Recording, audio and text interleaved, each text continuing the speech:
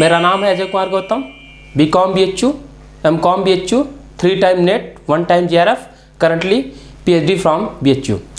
दोस्तों हम लोग आज बात करेंगे कि जो BHU BCom है या कह सकते हैं कि जो CU सेट है उसका इकोनॉमिक्स का सिलेबस क्या है। इसमें हम लोग डिटेल में जानेंगे कि इकोनॉमिक्स से कौन कौन से टॉपिक कवर करने हैं, क्या उसमें जो है ये सारी की सारी चीज़ें हम लोग यहाँ पे बात करेंगे।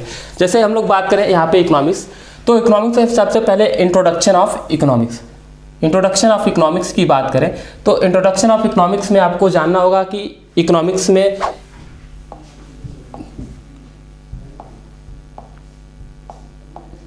इकोनॉमिक्स में इंट्रोडक्शन के बारे में जानना होगा कि इकोनॉमिक्स का क्या है, इकोनॉमिक्स होता क्या है। इकोनॉमिक्स में आपको ये जानना है कि डिफरेंट इकोनॉमिस्ट ने जो है इकोनॉमिक्स के बारे में या इकोनॉमिक्स की डेफिनेशन क्या दिया है, ये सारी की सारी चीज़ें आपको हम लोग डिटेल में बताएंगे। जैसे कि आप जानते हैं कि पहला जो था वो था वेल्थ की डेफिनेशन, फिर वेलफेयर डेफिनेशन आया, फिर स्कैर्सिटी की डेफिनेशन आया, फिर इसके बाद ग्रोथ का आया, फिर वांटलेसनेस का आया। ये कौन दिया था, क्या उसमें बात की गई है, क्या उसकी फिलॉसफीज है, कौन कौन से लोग उसके सपोर्टर्स हैं, कौन इसको क्रिटिसाइज किया है, ये सारी की सारी चीज़ें हम पूरे अच्छे से डिटेल में बताने की कोशिश करेंगे आपको। फिर आपको बताया जाएगा स्कैर्सिटी क्या है, स्कैर्सिटी, फिर इसके बाद इकोनॉमिक प्रॉब्लम क्या है, इकोनॉमी में प्रॉब्लम क्या है। क्योंकि आपके पास जैसे कि आपको मालूम है कि जो रिसोर्सेज होते हैं वो रिसोर्सेज क्या है, लिमिटेड है, लिमिटेड के साथ साथ फिर उसके अल्टरनेटिव यूजेज है, तो ये और ह्यूमन वांट्स क्या है, वो क्या है, अनलिमिटेड है। तो आप वहीं से क्या होता है कि इकोनॉमिक की प्रॉब्लम अराइज होती है। तो ये सारी की सारी चीज़ें मैं आपको एकदम डिटेल में बताऊंगा। फिर एक मीनिंग ऑफ इकोनॉमिक्स, इकोनॉमिक का मीनिंग क्या है। जैसे कि आपको मालूम होगा कि इकोनॉमिक्स जो है एक ग्रीक वर्ड है, ग्रीक वर्ड से आया हुआ है, ग्रीक वर्ड ओइकोनॉमिया से आया हुआ है, और ओइकोनॉमिया में जो है इकोनॉमिया का मतलब क्या है, ये सारी की सारी चीज़ें मैं आपको एकदम डिटेल में डिस्क्राइब करूँगा। फिर इसके बाद हम लोग जानते हैं कि इकोनॉमिक्स को जो हम लोग 2 पार्ट्स में डिवाइड करते हैं, एक है माइक्रो, दूसरा है मैक्रो। और इस माइक्रो और मैक्रो को डिवाइड करने वाले कौन है, उनसे रिलेटेड बहुत बार क्वेश्चन भी पूछा जाता है। तो आपको मैं बताऊँगा कि माइक्रो और मैक्रो में क्या जो है डिफरेंस है। दूसरा चीज़ है पॉजिटिव इकोनॉमिक्स, नॉर्मेटिव इकोनॉमिक्स, ये सारी की सारी चीज़ें क्या है, कैसे है, यहाँ से कैसे क्वेश्चन अराइज होते हैं, ये सारी की सारी चीज़ें मैं आपको एकदम डिटेल में बताऊंगा। जैसे कि आपको कभी कभी जो है आपने देखा होगा कि पूछ देता है, जैसे कि पॉवर्टी हो गया या अनएम्प्लॉयमेंट या एम्प्लॉयमेंट की बात कर दिया, तो ये किससे रिलेटेड है, यानी कि माइक्रो इकोनॉमिक्स से रिलेटेड है या मैक्रो इकोनॉमिक्स से रिलेटेड है, या एक कंज्यूमर की बात करेगा तो एक कंज्यूमर जो है किससे रिलेटेड है, ये सारी की सारी चीज़ें मैं आपको एकदम डिटेल में बताऊंगा। फिर आपका जो है प्रॉब्लम ऑफ इकोनॉमी, इकोनॉमी की क्या प्रॉब्लम है, ये भी डिटेल में देखा जाएगा। फिर next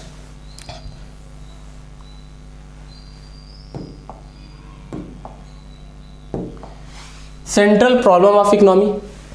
central problem of economy क्या है, सेंट्रल प्रॉब्लम ऑफ इकोनॉमी का मतलब what to produce, how to produce, when to produce, ये हाउ टू प्रोड्यूस, ये सारी की सारी चीज़ें हम लोग एकदम डिटेल में देखेंगे। ये सारी की सारी चीज़ें डिटेल में देखा जाएगा। फिर बहुत इंपॉर्टेंट टॉपिक है पीपीसी। पीपीसी का मतलब था प्रोडक्शन पॉसिबिलिटी कर्व। ये जो है कैसे बनता है, इसका डायग्राम क्या है, शिफ्ट क्या है, रोटेशन क्या है, ये सारी की सारी चीज़ें एकदम डिटेल में हम लोग देखेंगे। दूसरा जो है वो है यूटिलिटी, और इसके टाइप्स कितने हैं। जैसे आपने पढ़ा होगा यूटिलिटी का मतलब क्या है, ये इसको हम लोग TU, MU, ये क्या है, ये कैसे सारी चीज़ें, ये कैसे कैलकुलेट होता है, ये सारी की सारी चीज़ें को बताया जाएगा। बहुत ही इंपॉर्टेंट क्वेश्चन जो है वो है relationship between the TU and MU, यानी बहुत ही इंपॉर्टेंट है। इससे रिलेटेड आप अगर प्रीवियस ईयर में जाएंगे तो यहाँ कहीं ना कहीं से इससे रिलेटेड क्वेश्चन पूछा हुआ है कि TU और MU के बीच में रिलेशन क्या है। TU अगर मैक्सिमम होगा तो उसका जो है MU क्या होगा, या MU अगर 0 होगा तो TU क्या होगा। इससे रिलेटेड कई बार क्वेश्चन पूछा हुआ है, आप जाके देख सकते हैं आप प्रीवियस ईयर के क्वेश्चन में। फिर हम लोग बात करेंगे, फिर इसके बाद बात करेंगे डिमिनिशिंग मार्जिनल यूटिलिटी, यानी इसको हम लोग जानने की कैसे DMU, यानी कि डिमिनिशिंग मार्जिनल यूटिलिटी होता क्या है। ये इसका जो है हमारे डे टू डे लाइफ में इसका यूज है, ये सारी की सारी चीज़ हम लोग डिस्कस करेंगे आगे के जो है क्लासेस में। फिर हम लोग बात करेंगे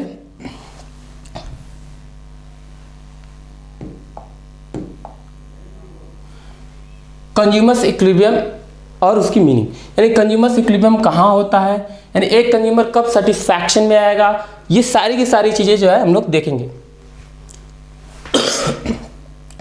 टू अप्रोचेस जैसे कि कॉर्डिनल और ऑर्डिनल। कॉर्डिनल को किसने प्रोपाउंड किया है, ऑर्डिनल को किसने बनाया है, या दो अप्रोचेस की बात मैंने किया तो कॉर्डिनल को किसने दिया है, ऑर्डिनल को किसने बनाया है। कॉर्डिनल में आप डी यानी कि डिमिनिशिंग मार्जिनल यूटिलिटी पढ़ते हैं और ऑर्डिनल में आप आईसी कर्व पढ़ते हैं। तो ये सारी की सारी चीज़ें एकदम डिटेल में, जैसे कि अगर कॉर्डिनल की बात करेंगे तो कॉर्डिनल के जरिए जो है वन कमोडिटी का केस पढ़ेंगे, यानी consumers equilibrium in case of one commodity.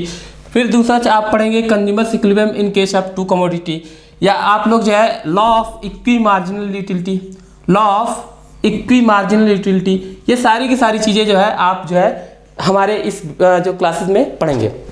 फिर इसके बाद हम लोग बात करते हैं इंडिफरेंस कर्व। इंडिफरेंस कर्व को हम लोग बोलते हैं आईसी में, इसको बोलते हैं आईसी शॉर्ट फॉर्म में। इसकी क्या प्रॉपर्टीज़ है, अगर आपको जो है एक बात अगर आप प्रीवियस ईयर के क्वेश्चन में देखेंगे तो वहाँ प्रॉपर्टी से बहुत बार क्वेश्चन पूछा हुआ है कि जो आईसी जो है, आईसी का जो स्लोप क्या होता है। आईसी जो है कह सकते हैं कि कॉन्वेक्स टू द ओरिजिन होता है। आईसी कभी जो है किसी भी एक्सिस को टच नहीं करता है, कभी भी जो इंटरसेक्ट नहीं करेगा आपस में। ये सारी की सारी चीज़ें जो है आप जो है यहाँ पे पढ़ेंगे।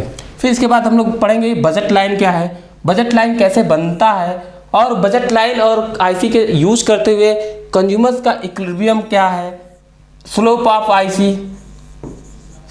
आईसी और कंज्यूमर्स कह सकते हैं स्लोप ऑफ बजट लाइन। ये सारी की सारी चीज़ें जो है आप एकदम डिटेल वर्जन में हम आपको पढ़ाएंगे। फिर इसके बाद जो है आगे का जो है वो है आपका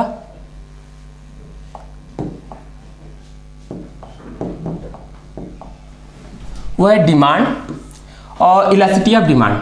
डिमांड में आपको ये जानना है कि कौन कौन से फैक्टर्स हैं जो डिमांड को क्या करते हैं, अफेक्ट करते हैं, फैक्टर्स अफेक्टिंग द डिमांड। फिर इसमें आपको जो है जानना होगा normal goods, inferior goods, Giffen goods, ये सारी की सारी चीज़ें, इनकम इफेक्ट क्या होता है, सब्स्टिट्यूशन इफेक्ट्स क्या होता है, ये सारी की सारी चीज़ें आपको यहाँ से क्वेश्चन पूछे गए हैं। तो ये सारी की सारी चीज़ें डिस्कस किया जाएगा। फिर इसके बाद हम लोग बात करेंगे क्या, elasticity of demand. Elasticity of demand में जैसा कि आप जानते हैं कि इसमें जो है 5 डिग्री होता है, डिग्रीज, और डिग्री से कई बार क्वेश्चन पूछा गया है। आप अगर प्रीवियस ईयर के क्वेश्चन जाएंगे देखेंगे तो वहाँ पे आपको पूछा गया है, जैसे कि ये देखिए, ये यानी कि ये जो है आपका इनफाइनाइट होता है, ये 0 होता है, ये क्या होता है कि लेस देन 1 होता है, ये इक्वल्स टू 1 होता है, ये ग्रेटर देन 1 होता है। तो ये इलास्टिसिटी ऑफ डिमांड से रिलेटेड आपको बहुत सारी चीज़ें आपको अच्छे से एकदम कॉन्सेप्चुअल वे में आपको पढ़ाया जाएगा, जो कि आपको रटने की ज़रूरत नहीं पड़ेगी। मैं पहले भी बताता हूँ कि मैं स्टूडेंट्स को कभी रटाता नहीं हूँ, एकदम कॉन्सेप्ट को दिमाग में बिठा देंगे, और कॉन्सेप्ट और जैसे ही आप क्वेश्चन देखेंगे वहाँ पे सारी की सारी चीज़ें आपके दिमाग में आ जाएगी, और वैसे ही क्या करेंगे आप क्वेश्चन का आंसर भी कर सकते हैं। फिर आगे फिर हम लोग बात करेंगे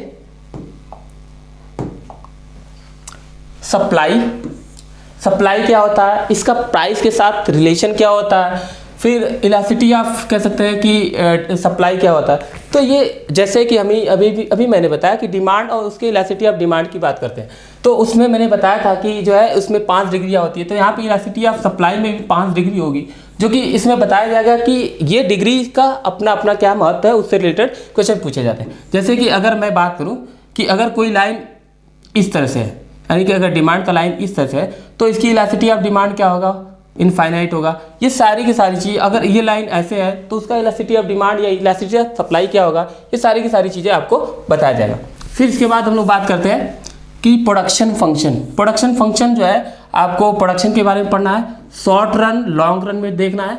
जैसे कि आपको अगर मैं बात करूँ कि जो शॉर्ट रन होता है उसमें हम लोग लॉ ऑफ वेरिएबल प्रोपोर्शन पढ़ते हैं, और लॉ ऑफ जो शॉर्ट रन में जो है 2 तरह के प्रोडक्शन कह सकते हैं फैक्टर होते हैं। एक होता है कि आपका फिक्स फैक्टर, दूसरा होता है वेरिएबल फैक्टर्स। ये कैसे होता है, इसके कितने फेजेज होते हैं, ये सारी की सारी चीज़ें आपको बताया जाएगा। फिर इसके बाद जो हम लोग पढ़ेंगे लॉन्ग रन में। लॉन्ग रन में जो है वहाँ पे होता है रिटर्न टू स्केल होता है, रिटर्न टू स्केल होता है। इसमें भी कई जो है कह सकते हैं फेजेज होता है, वो सारी की सारी चीज़ें एकदम डिटेल में देखा जाएगा। कॉस्ट में हम लोग इसके कॉन्सेप्ट को देखेंगे और उसमें जो है टोटल फिक्स कॉस्ट क्या होता है, टोटल वेरिएबल कॉस्ट क्या होता है, एवरेज फिक्स कॉस्ट क्या होता है, एवरेज वेरिएबल कॉस्ट क्या होता है, मार्जिनल कॉस्ट क्या होता है, टोटल कॉस्ट क्या होता है, इसके बीच रिलेशन जो कि बहुत इंपॉर्टेंट है। हर बार इसमें से आपको क्वेश्चन पूछा गया कि ये सारे के सारे रिलेशन के बीच कैसे होता है, ये सारी की सारी चीज़ें जो है क्या होगा, तो ये सारी की सारी चीज़ें आपको बताया जाएगा। फिर रेवेन्यू की बात करते हैं, तो रेवेन्यू में आपको जो है average revenue, total revenue, marginal revenue और इनका जो है ये इसका जो है कह सकते हैं कि डिफरेंट मार्केट में ये कैसा इसका शेप होता है, सारी की सारी चीज़ें हम लोग अच्छे से देखेंगे। फिर प्रोड्यूसर्स इक्विलिब्रियम की बात करते हैं। प्रोड्यूसर्स इक्विलिब्रियम के बहुत सारे अप्रोचेज है, जैसे कि आपका ट्रेडिशनल अप्रोच है, फिर इसके बाद जो है आपका जो है MR और MC अप्रोच है, ये सारी की सारी चीज़ें इसके जरिए जो है हम लोग देखेंगे। सॉरी,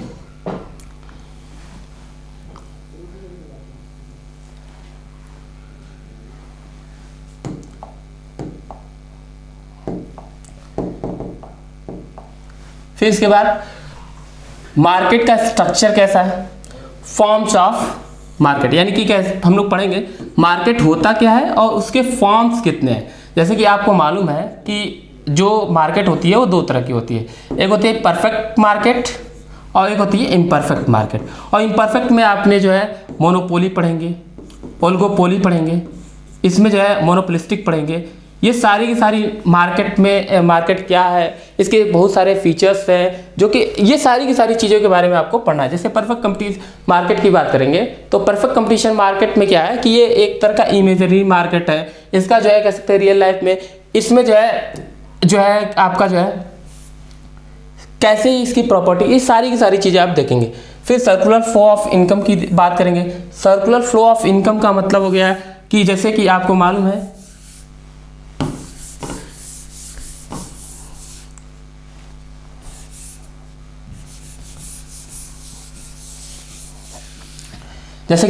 कि डिफरेंट सेक्टर्स होते हैं, डिफरेंट सेक्टर्स जैसे कि हाउस होल्ड हो गया, प्रोड्यूसर सेक्टर हो गया जिसको हम लोग फर्म भी बोलते हैं।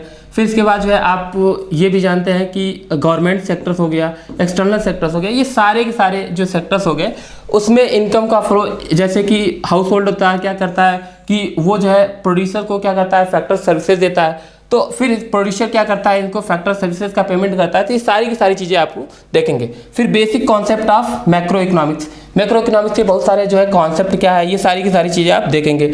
फिर national income and related aggregates, इसमें बहुत सारी चीज़ें, जैसे अगर हम लोग बात करें जैसे आप ग्रॉस से नेट में कैसे जाएंगे, या कह सकते हैं यहाँ पे डेप्रिसिएशन का यूज होता है। फिर अगर आपका डोमेस्टिक इनकम है तो नेशनल इनकम में कैसे जाएंगे। फिर इसके बाद अगर आपका जो है मार्केट प्राइस है तो उसको फैक्टर कॉस्ट में कैसे चेंज करेंगे। ये सारे का सारा चीज़ें जो है यहाँ पे आप national income and related aggregates में देखेंगे। वहाँ पे डेप्रिसिएशन का क्या यूज है, फीफा क्या होता है, फीटा क्या होता है, ये सारी की सारी चीज़ें एकदम अच्छे तरीके से देखेंगे। फिर अगला जो है वो है आपका मेजरमेंट ऑफ नेशनल इनकम, या नेशनल इनकम का मेजरमेंट कैसे होता है, उसके कितने मेथड्स हैं। जैसे कि आपने क्लास 12 में पढ़ा होगा क्या, वैल्यू एडेड मेथड, फिर इसके बाद आपने पढ़ा होगा इनकम मेथड, फिर इसके बाद आपने पढ़ा होगा एक्सपेंडिचर मेथड। ये सारा एक्सपेंडिचर और इसके साथ साथ और भी कई मेथड है जो आपको यहाँ पे पढ़ाया जाएगा। तो सभी तरह के मेथड जो होंगे वो सब क्या होंगे इसमें कवर होंगे। फिर एग्रीगेट डिमांड, AD की बात करते हैं। एग्रीगेट सप्लाई क्या होता है, ये सारी की सारा इसका बिहेवियर कैसा होता है, ये सारी की सारी चीज़ें आप बात करेंगे इसमें। फिर नेशनल इनकम या कह सकते हैं determination of income, determination and multipliers की बात करेंगे हम लोग कि जो डिटर्मिनेशन ऑफ इनकम है या कह सकते हैं मल्टीप्लायर क्या होता है, के की वैल्यू क्या होता है, मैक्सिमम कब होगी, मिनिमम कब होगी, ये सारी की सारी चीज़ें हम लोग इसमें बात करेंगे। एक्सेस डिमांड और डेफिसिट डिमांड क्या होता है, ये सारी की सारी चीज़ें इसमें बात होती है। फिर गवर्नमेंट बजट जो कि बहुत इंपॉर्टेंट है कि गवर्नमेंट बजट में जो है कह सकते हैं कि जो है कि बजट कैसे प्रिपेयर होता है, इससे रिलेटेड बहुत सारे कॉन्सेप्ट आप जो है करंट इकोनॉमिक्स में भी देखेंगे, यहाँ पे भी देखेंगे आप गवर्नमेंट बजट के कंपोनेंट्स को लेके, जैसे कि गवर्नमेंट एक्सपेंडिचर, गवर्नमेंट रिसिप्ट क्या होता है, ये सारी की सारी चीज़ें आप इसमें देखेंगे। फिर हम लोग बात करेंगे फॉरेन एक्सचेंज रेट।